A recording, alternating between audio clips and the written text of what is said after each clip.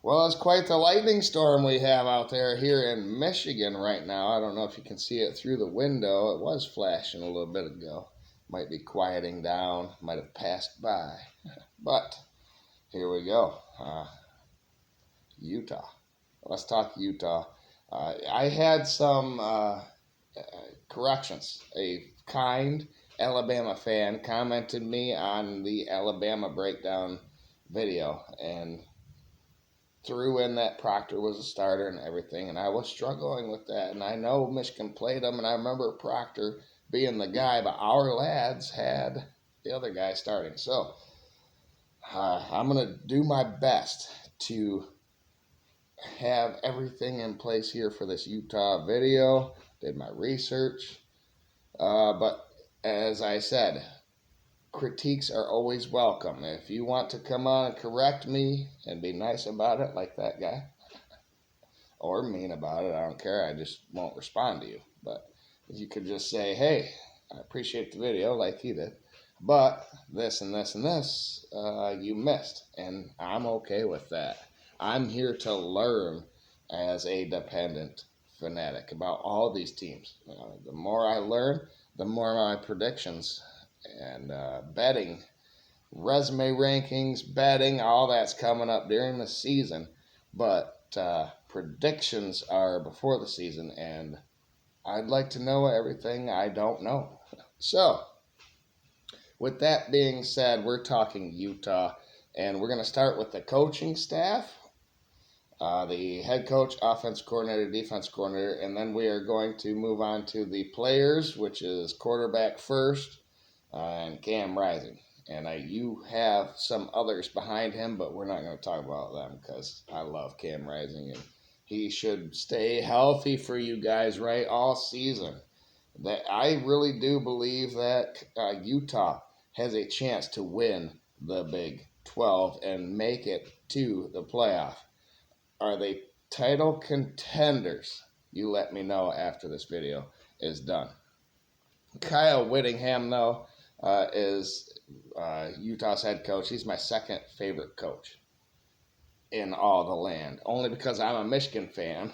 So Sharon Moore is my first favorite, but I love this guy. In fact, when anytime there was rumblings about Harbaugh, I'm like, Kyle Whittingham, go get him. But he is loyal. He took what Urban did and made a football program out of Utah. Kyle is Utah through and through. That has created a culture that when Cam Rising got hurt, they still went 8-5 with that team in a brutal Pac-12 last season. And that's it. That's the facts. It was brutal. And it disbanded. That's a shame. But Whittingham has brought him from the Mountain West to the Pac-12, now to the Big 12.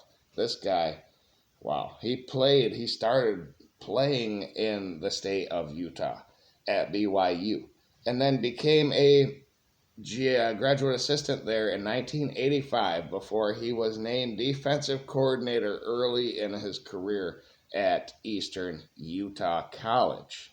In 1988, he was defensive coordinator at Idaho State for 5 seasons.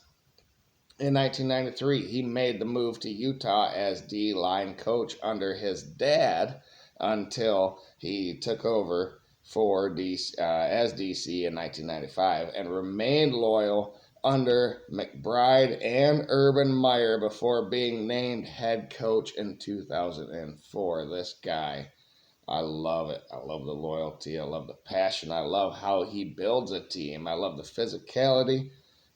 I may have a man crush on your head coach. Sorry, but it's Utah, and you know all about it. You weren't all that great, but now you are winning big Pac-12 titles. Pretty soon a Big 12 title, maybe. So he took over. He remained loyal. And he took over in 2004 and won the Fiesta Bowl in his first game as head coach because Urban left for Florida, and Kyle Whittingham won that game. as head coach. His separate record is separated, like I said, between the Mountain West, Pac-12, and now he brought you to the Big 12. As Utah continues to make great moves as a program overall, I mean, he's got the administration, he's got the backing. I look forward to you joining the Big Ten in 5 years. I think that's the natural trajectory of your program going forward. So, I'm just kidding, but maybe not. In the Mountain West, Whittingham dominated 58-20 was his record, and he had one conference title there. And in the Pac-12, Whittingham was always one of the players and won 5 divisions in the 9 most recent years in the Pac-12. It took them a while, but they got adjusted to the higher, the tougher competition, and won the Pac-12 eventually in 2021 and in 2022. In the Pac-12, Kyle went 104-59 with 2 conference titles. So he's 162-79 overall as a head coach for you at Utah. It's the only place he's been. And that's another, your defensive coordinator is that way. Loyalty. We're talking offensive coordinator, though. Andy Ludwig's been everywhere. Started as a wide receiver coach at Portland State in 1987. In 1989, he was quarterback and wide receiver coach at Idaho State. 1992, he was a GA at Utah. He got his first taste with you guys. And then Ludwig was offensive coordinator, quarterback coach, wide receiver coach at Augustana in 1993, excuse me. Quarterback coach at Boise State in 1995.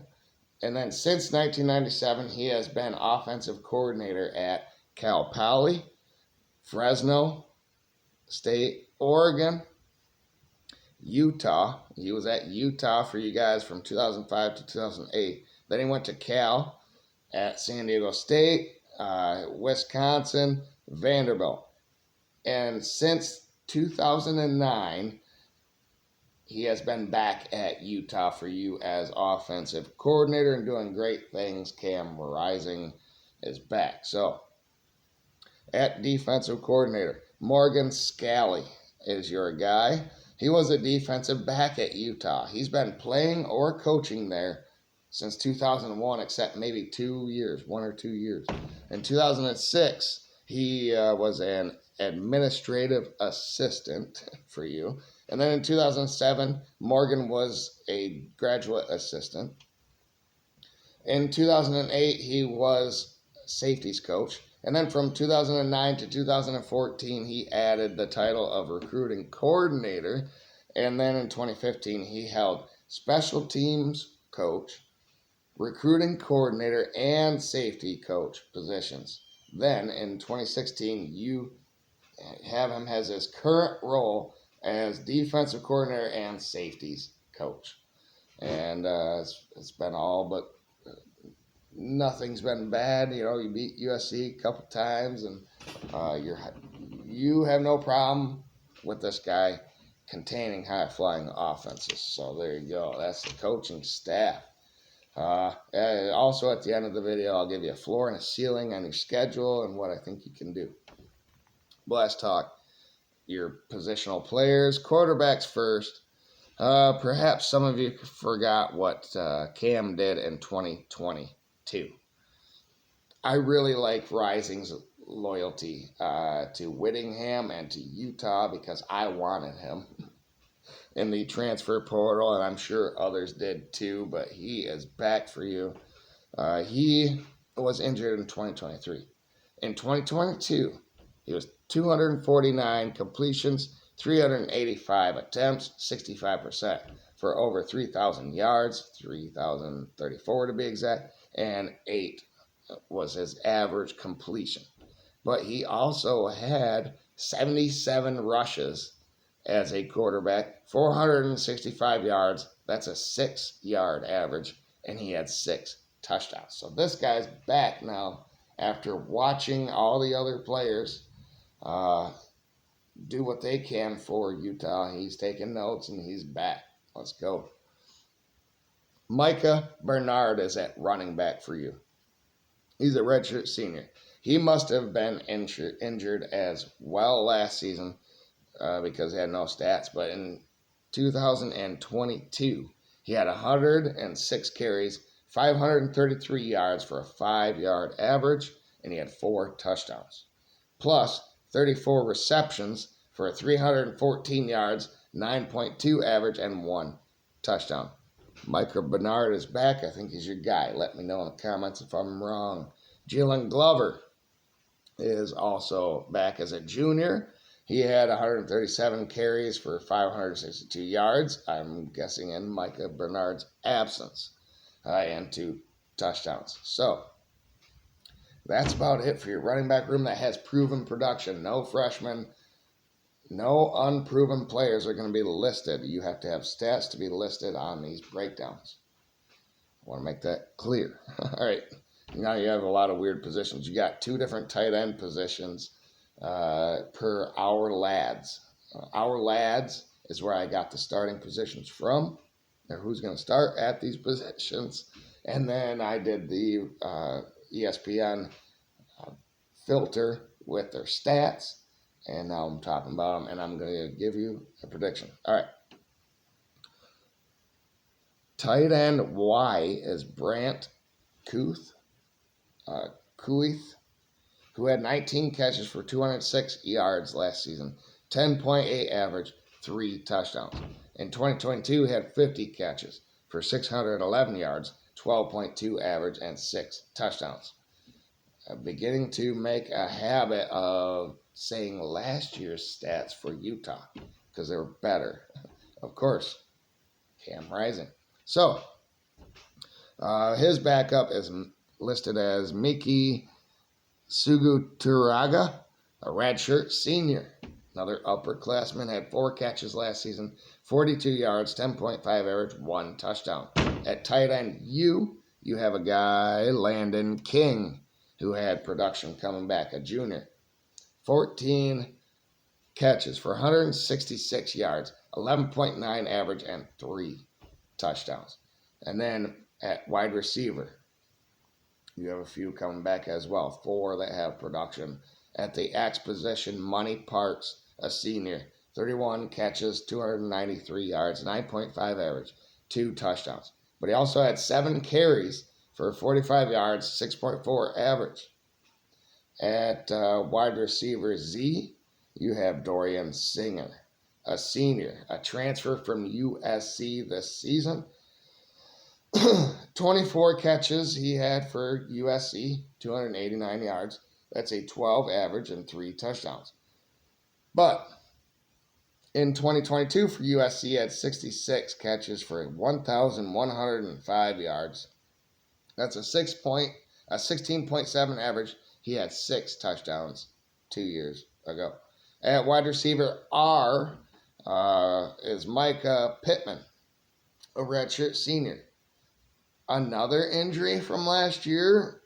In 2022, he had 32 catches for 330 yards, 10.3 average, and 3 touchdowns. And backing him up at that position is Munir McLean, a redshirt senior. Again, 15 catches, 269 yards, 17.9 average, 2 touchdowns. Man, experience and depth, talent as well. So all of this is behind your offensive line, and I believe that Caleb Lomu is listed as your left tackle, redshirt freshman. But he did back up for Fano last year. Now, Fano is at right tackle now listed for you, Spencer Fano, who is a sophomore. He started at left tackle. So Lamo must be pretty special. Caleb Lano. Backing him up at left tackle is Zaire Williams, a redshirt junior. He backed up for left tackle as well last season. At left guard, you have Tanai Tagai, a redshirt junior. I think he backed up for left tackle, but will be guard now for you. All right, center. Johnny May, a senior, was back up at center last season, so he's stepping in as a senior to take over the reins. I love it. Jaron Kump is a senior as well, backing him up. So he was the backup at left guard last season, but can he compete with Johnny May at center? Competition. Let's go. Right guard, Michael Mokofisi is a redshirt junior. He started at right guard and will again. Question mark? I don't know. You tell me. Alex Henderson is behind him, a redshirt senior. Harrison, excuse me. I think I said Henderson. Anyway, and then right tackle, like I said, Spencer Fano is going to be there, sophomore. He started at left tackle last year. And then backing him up is Falcon Kumatul. Tule is a redshirt senior. He backed up right guard last season. So, depth, talent, experience there on the offensive line, the whole offense, except maybe running back. Defense. Let's talk defense. All right, defensive line. You have it listed as left DN, right DN, left D tackle, right D tackle. And then there's a rover position as well. So we're going to break them down. And then we're going to go into the linebackers. And then we're going to work our way to the defensive backfield. At left DN, Van Fillinger, a redshirt senior, had 31 tackles, 3 sacks, 1 forced fumble, and 1 fumble recovery last season. Logan Fanu is a redshirt sophomore this upcoming season. 14 tackles, 3.5 sacks, 2 forced fumbles, 1 fumble recovery, and 1 pass breakup last season. At right DN, you have 1 listed, but he's good. 31 tackles is Connor O'Toole. He had 4.5 sacks as well, 1 forced fumble, and 3 pass breakups. At lefty tackle, Junior Tafani was a senior, 17 tackles, 1.5 sacks, 1 forced fumble, and 1 fumble recovery, as well as 2 pass breakups. I said in the Michigan defensive portion of that video, we have a lot of people that get our hands up and have them batted down balls. Junior can learn that, and he already has. Simote Peppa, redshirt junior, had 8 tackles, backing him up at left D tackle. At right D tackle, you go 3 deep here with production. Keanu Tanuvasa is a redshirt sophomore who had 27 tackles, 2 sacks, and 1 forced fumble. Aliki Vima, a senior, had 14 tackles and 1.5 sacks. And then a junior, Tavita Fotu, had 7 tackles and 2 pass breakups. Now the rover, you got a guy listed here. Kareen Reed is a senior, 67 tackles, 1 interception for a touchdown, and 4 pass breakups. Well, he had a touchdown on defense. I don't know if it was an interception or a fumble recovery that went for a touchdown, but he had one. And then Moroni Anai had 4 tackles, backing up in the MAC position behind Lander Borton, a junior, who had 34 tackles last season, 1 forced fumble, 2 interceptions, and he also had 1 of those go for a touchdown, and he had 2 pass breakups. Talking linebackers, you have the stud position here at Utah. Sion Fotu. Noticing you got a lot of same last names. Are they brothers, cousins? You got familiarity here. I like that. A junior at the stud is Sion Fotu. 18 tackles, 1 pass breakup. And then backing him up is Trey Reynolds, a sophomore who had 5 tackles last season. Now let's talk defensive backs, and we're going to start with closest to the line. The free-flowing nickel back is Smith Snowden, sophomore with only 7 tackles. So that is a bit of a concern, but you have experience, you have great starting talent coming back. You need to fill them holes of the depth going forward. But left cornerback is listed as Keenan Johnson, redshirt senior, a transfer from Georgia Tech, who had 29 tackles, 2 forced fumbles, 1 fumble recovery, 1 interception, and 3 pass breakups. No one behind him that has any production. Right cornerback Zamiah Vaughn is a senior who had 53 tackles last season, half a sack, 1 interception, and 6 pass breakups. Nobody behind them either that has returning production as of yet. The transfer portal is open. As you saw, Michigan added a bunch here recently, so you can too. But you're relying on a little bit of youth here if you do not enter the portal. At free safety, Tao Johnson, a redshirt sophomore who had 33 tackles, 1 forced fumble, or 1 fumble recovery, and 5 pass breakups. Backing him up is a transfer from Stanford, Alakai Gilman, a redshirt senior. 50 tackles for Stanford last year, 1 interception, and 3 pass breakups. At strong safety, Nate Ritchie is a junior, 22 tackles and 1 sack, and backing him up is a sophomore, Jonathan Hall, who had 19 tackles and 1 sack. So overall, really good roster. Elite, I don't know, but good enough to win the Big 12. That's definitely for certain. Now let's look at the schedule. You got Southern Utah, that's a win. Baylor at home is a win. At Utah State is a win. At Oklahoma State is a question mark for me at this point in time. And then you have Arizona at home. I was leaning towards a win, but I'm going to give that a question mark as well for you.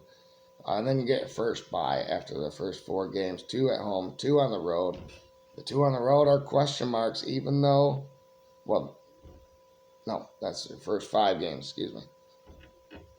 Southern Utah, Baylor, at Utah State, at Oklahoma State, and then Arizona. Arizona lost Chad Fiss as the head coach. He is now at Washington.